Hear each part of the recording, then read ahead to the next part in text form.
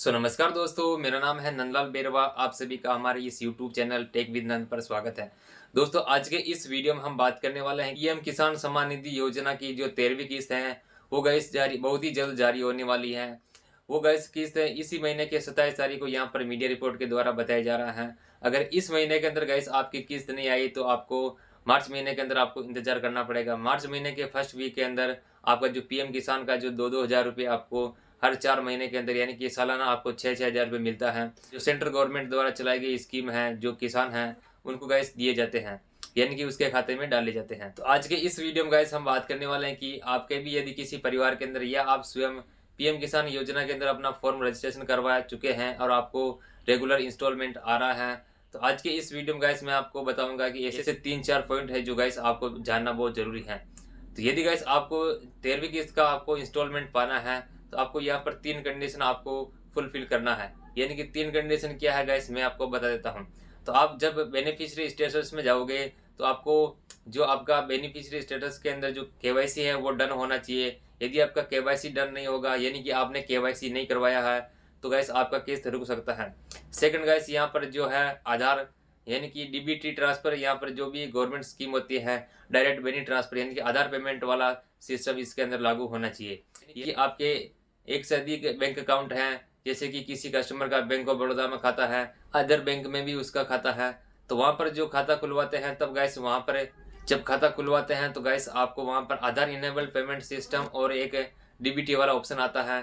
जब गैस आप आधार कार्ड के माध्यम से यानी कि फिंगर के माध्यम से कहीं से भी सीएसपी सेंटर से आप पैसा निकलवाते हैं तो गैस आपको एपीएस अलाउ करने के बाद किसी भी सीएसपी सेंटर पर आप अपना विड्रॉल कर सकते हैं। जब आधार पेमेंट के लिए आपने एग्री कर दिया यानी कि डीबीटी के लिए आपने एग्री कर दिया था गैस, आपने जिस बैंक जो भी आपने खाता खुलवाया है उस खाते के अंदर आपका पैसा आएगा। और किसी अन्य बैंक के अंदर सिर्फ आपने एपीएस सिस्टम लागू करवाया और डीबीटी आपने लागू नहीं करवाया तो उस खाते में पैसा नहीं जाएगा। और आपने जो डीबीटी का सिस्टम आपने जब आपने खाता खुलवाया था तब आपने टर्म एंड कंडीशन को एक्सेप्ट किया था तो उसी खाते में आएगा। तो आपको इस बात का ध्यान रखना है कि डीबीटी क्या होता है। डीबीटी माने तो डायरेक्ट मनी ट्रांसफर, यानी कि जो भी गवर्नमेंट स्कीम, जो भी सेंट्रल गवर्नमेंट या जो राज्य गवर्नमेंट द्वारा जो स्कीम आपको दिया जाता है तो आपको जो बेनिफिट दिया जाता है वो आपके आधार कार्ड जो बैंक खाते से लिंक होगा यानी कि डीबीटी जो लिंक होगा उसी खाते में आपको जो रकम है वो भेज दिया जाता है। तो आपको ये बात का आपको ध्यान रख लेना है कि आपके एक से अधिक खाते हैं तो आपको पता नहीं है तो आपको अपने सारे बैंक अकाउंट के अंदर बैलेंस चेक करना चाहिए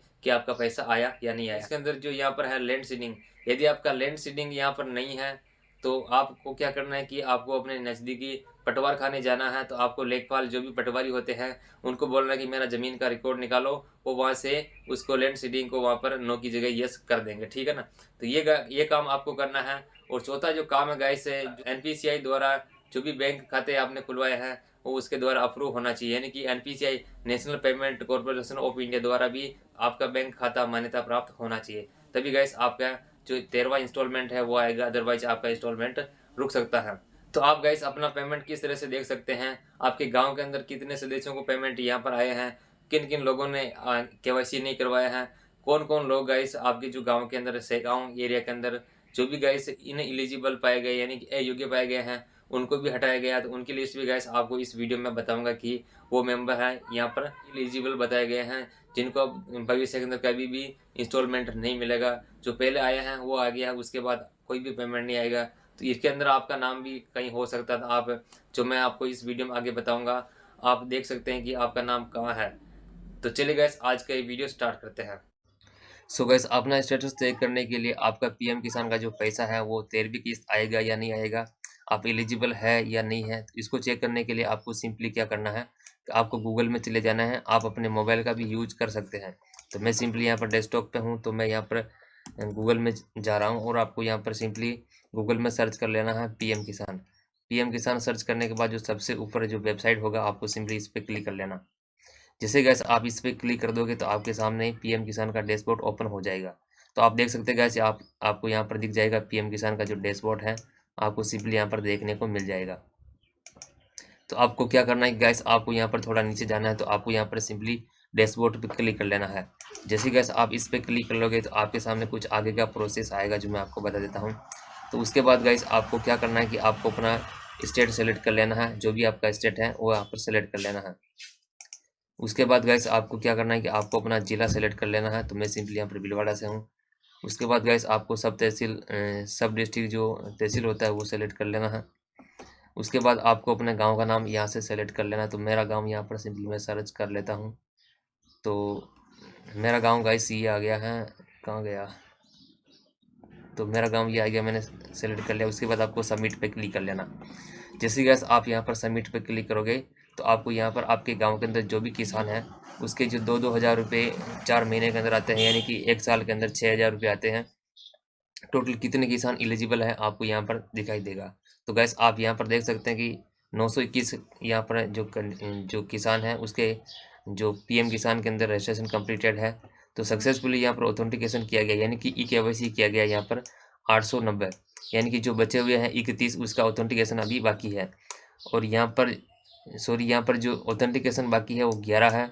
इन एलिजिबल यानी कि जो योग्य नहीं है उसको यहाँ पर सरकार ने हटा दिया गया है, उसका नाम भी आप यहाँ पर आ जाएगा जो मैं आपको आगे बता दूंगा। तो 20 किसान ऐसा है जो मेरे गांव में जिसको यहाँ पर इन एलिजिबल किया गया, यानी कि वो योग्य नहीं है पीएम किसान का पैसा लेने के लिए। तो आपको क्या करना है कि आपका स्टेटस चेक करने के लिए सिंपली आपको क्या करना है, तो आपको यहाँ पर आधार ऑथेंटिकेशन स्टेटस पे क्लिक कर लेना है। तो आगे के जो प्रोसेस है आपको मैं बता देता हूँ यहाँ पर। तो गैस आपको यहाँ पर क्या करना है कि आपका जो किसान है यहाँ पर सारा कुछ गांव के जो किसान है आपको यहाँ पर दिखाई दे देंगे, यानी कि टोटल जो किसान है उसका जो ऑथेंटिकेशन सेंड करने के लिए आपको यहाँ पर भेजा गया है। जो आपको ई-केवाईसी करनी थी, जो आप ई-केवाईसी कर सकते हैं अपने मोबाइल से भी कर सकते हैं, या अगर आपके मोबाइल से नहीं हो रहा तो आपसे नहीं हो रहा तो आपको नज़दीकी CSC सेंटर पर जा सकते हैं। तो जितने भी यहाँ पर ऑथेंटिकेशन के लिए भेजा गया है उनका ऑथेंटिकेशन यहाँ पर किया गया है, और सक्सेसफुली ऑथेंटिकेशन आपको यहाँ पर इसकी लिस्ट है वो यहाँ पर आपको यहाँ पर शो हो जाएगी। उसके बाद जो यहाँ पर ऑथेंटिकेशन फेल हो गया है 11, यहाँ पर आप यहाँ पर देख सकते हैं इनका ऑथेंटिकेशन फेल हो गया है, तो आप यहाँ पर देख पाओगे। और उसके बाद जो इन एलिजिबल है आपको यहाँ पर लिस्ट यहाँ पर शो हो जाएगी। तो आपको क्या करना है गाइस, आपका जो पीएम किसान का पैसा लेने के लिए आपको क्या करना है कि इसका मैं दोबारा से इसका जो डैशबोर्ड है वहाँ पर चले जाता हूँ मैं। तो आपको यहाँ पर दिखाई दे रहा होगा कि बेनिफिशियरी स्टेटस, सिंपली आपको इस पर क्लिक कर लेना है। जैसे कि आप इस पर क्लिक करोगे तो आपको क्या करना है कि आपका जो मोबाइल नंबर है उसके माध्यम से आप चेक कर पाओगे, और रजिस्ट्रेशन नंबर होगा उसे भी आप चेक कर पाओगे। तो क्या क्या इसके अंदर कमी नहीं होनी चाहिए मैं आपको बता देता हूँ अगले किस्त को आपको लेने के लिए। तो सिंपली आपको मोबाइल नंबर यहाँ डाल देना, तो मैं यहाँ पर सिंपली मेरा मोबाइल नंबर डाल देता हूँ। उसके बाद गाइस जो आपको कैप्चा दिख रहा है वो कैप्चा आपको यहाँ पर सिंपली सेम डाल देना है। जो भी लिखा हुआ है कैपिटल में तो कैपिटल में डालने हैं, और स्मॉल में है तो स्मॉल आपको डालने हैं। उसके बाद आपको गेट डाटा पे क्लिक कर लेना। जैसे गाइस आप गेट डाटा पे क्लिक करोगे तो किसान का जो डिटेल है आपको यहाँ पर शो हो जाएगा। तो आप गाइस यहाँ पर देख पाओगे कि फार्मर का नाम आपको यहाँ पर दिखाई देगा। उसके बाद जो रजिस्टर्ड मोबाइल नंबर होगा लास्ट के 4 डिजिट आपको यहाँ पर दिखाई देंगे। उसके बाद स्टेट आपको यहाँ पर दिखाई देगा, यानी कि कुल मिला के किसान का यहाँ पर सब कुछ डिटेल यहाँ पर शो हो जाएगा। तो आपको गाइस इसके अंदर सबसे यहाँ पर 3-4 काम आपको कर लेने हैं। तो आपको यहाँ पर दिखाई दे रहा होगा कि ई-केवाईसी डन, आपको यहाँ पर ई-केवाईसी डन के अंदर यदि आपका यहाँ पर नो है तो आपको नज़दीकी CSC सेंटर पर जाना है और आपको ई-केवाईसी यहाँ पर कंप्लीट करवा लेना है। यदि आपके आधार कार्ड मोबाइल नंबर लिंक है तो आप अपने मोबाइल के माध्यम से भी OTP के बेस पे कर सकते हैं। उसके बाद आपको एलिजिबिलिटी के अंदर आपको यहाँ पर येस दिखाई देना चाहिए, यानी कि दूसरा काम ये हो गया। यदि यहाँ पर नो है तो आप इस पीएम किसान के लिए जो पैसा आते हैं उसके लिए भागीदार आप नहीं होंगे, ठीक है ना। यदि आपका यहाँ पर येस दिखाई दे रहा है तो आपका पैसा 101% आएगा। उसके बाद गाइस आपको पेमेंट मोड के अंदर आपको आधार यहाँ पर दिखाई देना चाहिए, यानी कि आधार मोड से आपको इसका मतलब ये होता है कि जो भी भारत सरकार हो चाहे राज्य सरकार हो, जो भी DBT यानी कि डायरेक्ट बेनिफिट ट्रांसफर जितना भी स्कीम चलती है उसका जो पैसा ट्रांसफ़र होता है वो आपको आधार बेस्ड पर ट्रांसफ़र होता है। यानी कि जैसे किसी कैंडिडेट का 3-4 बैंक में खाता है तो वहाँ पर ऑप्शन आते हैं कि आप DBT का आप यहाँ पर प्रयोग में लेना चाहते हैं तो आपको यस का ऑप्शन वहाँ पर सेलेक्ट करने को मिलता है। जब आप यस पर क्लिक कर दोगे तो आप जैसे आपका स्टेट बैंक में खाता है आपने वहाँ पर DBT के लिए यहाँ पर जो टर्म एंड कंडीशन को एक्सेप्ट नहीं किया, यानी कि आप DBT के लिए एग्री नहीं हुए थे, तो आपको आपके जो स्टेट बैंक में है उसके अंदर पैसा नहीं जाएगा। और आपने दूसरे बैंक का खाता खुलवाया जैसे कि बैंक ऑफ बड़ौदा में, तो वहाँ पर यदि आपने डीबीटी का ऑप्शन सेलेक्ट किया तो आपका जो पैसा है पीएम किसान का वो आपके बैंक ऑफ बड़ौदा में आएगा, ठीक है। सेकंड तीसरी बात तो आपको ये होगी। उसके बाद अकाउंट नंबर आपको यहाँ पर ना कोई इसका कोई ज़्यादा आपको लोड नहीं लेना है। उसके बाद बैंक के द्वारा यहाँ पर स्टेटस यहाँ पर एक्सेप्ट होना चाहिए, यानी कि एनपीसीआई के माध्यम से यहाँ पर अप्रूव होना चाहिए। उसके बाद सबसे बड़ी यहाँ पर प्रॉब्लम आती है किसान के लैंड सीडिंग। यस, आपको यहाँ पर लैंड सीडिंग के अंदर आपको यहाँ पर यस का मार्क मिलना चाहिए, यस आपको दिखना चाहिए। यदि नो है तो इसका जो ऑनलाइन कोई भी सॉल्यूशन नहीं है। आपको क्या है कि आपको अपने लेखपाल से संपर्क करना है। गांव के अंदर आप बिलोंग करते होंगे तो आपको पता होगा कि जो लेखपाल होगा पटवारी के पास आपको जाना है। और आपका जो पीएम किसान का जो एलिजिबिलिटी के अंदर पीएम किसान जो योजना चल रही है, आपको लैंड सीडिंग के अंदर आपको पटवारी से मिलकर आपको यहाँ पर जो उसका जो भी सिस्टम होता है उसके अंदर आपको अपना जो ज़मीन का खतौनी है उसको लेके उसको आपको ऑनलाइन भी निकाल देना है, या आप पटवारी के पास में आप जाने के बाद आपको मिल जाएगा। तो आपको यहाँ पर नो की जगह आपको यस करवा लेना है, यानी कि आपका जो नकल है यानी कि खतौनी है आपको जो भी आपके लेखपाल होते हैं उनको दे देना है। तो आपका यहाँ पर लैंड सीडिंग के अंदर यस आ जाएगा। ये सब कुछ होने के बाद गाइस आपका पैसा कहीं नहीं रुकेगा, आपका पैसा 101% आ जाएगा।